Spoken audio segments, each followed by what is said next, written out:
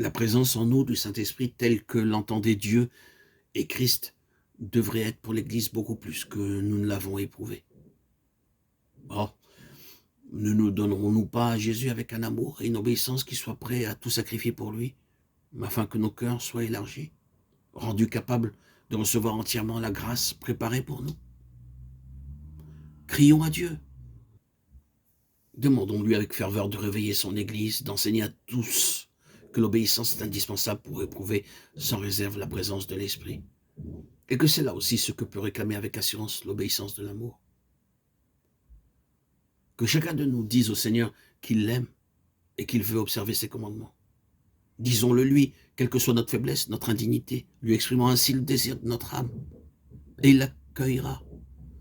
Croyons que l'Esprit demeure déjà en nous, depuis le moment où, avec obéissance et foi, nous sommes donnés à Jésus.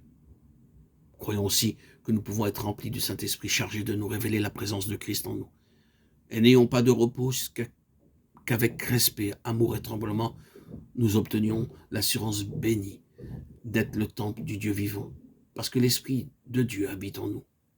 2 Corinthiens 6, 16, 1 Corinthiens 3, 16.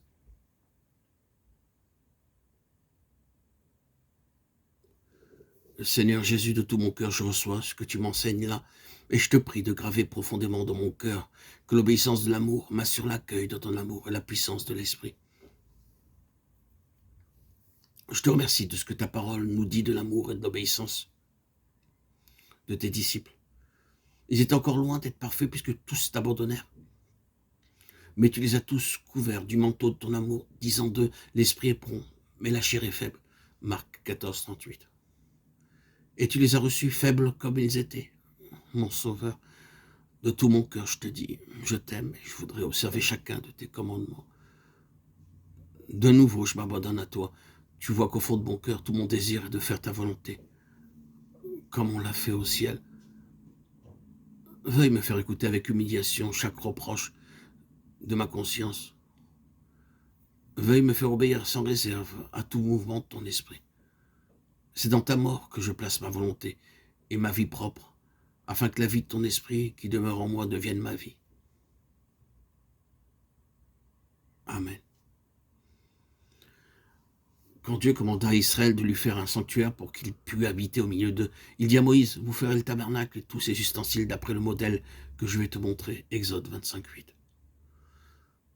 Et dans les derniers chapitres de l'Exode, il est répété 18 fois que tout avait été fait, comme l'Éternel l'avait commandé.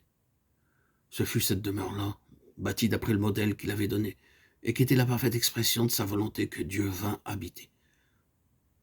C'est donc la volonté de Dieu exécutée par l'homme qui prépare une demeure à Dieu. Il vient habiter dans le cœur obéissant de son enfant.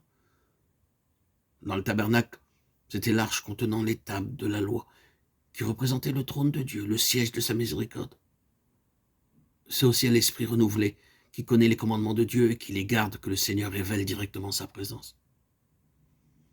Pour que Dieu pût habiter le tabernacle, il fallut commencer par le construire. Pour cela, il fallut du temps et des sacrifices de la part du peuple.